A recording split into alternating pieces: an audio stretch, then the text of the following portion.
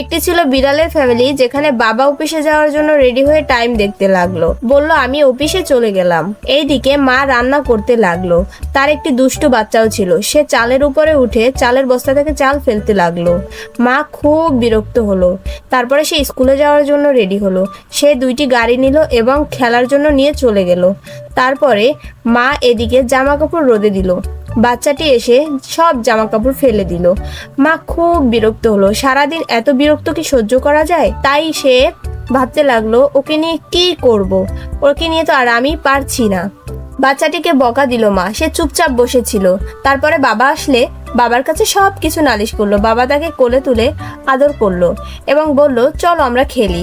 বাবা তার জন্য অনেকগুলো খেলনা নিয়ে আসলো। তারপরে বাবার সাথে বাচ্চাটি খেলতে লাগলো এবং খুব আনন্দ পেতে লাগলো। তারপরে বাবা মা মিলে সবাই আনন্দ করলো। প্রিয় বন্ধুরা, আমাদের চ্যানেলটি সাবস্ক্রাইব করে দিন।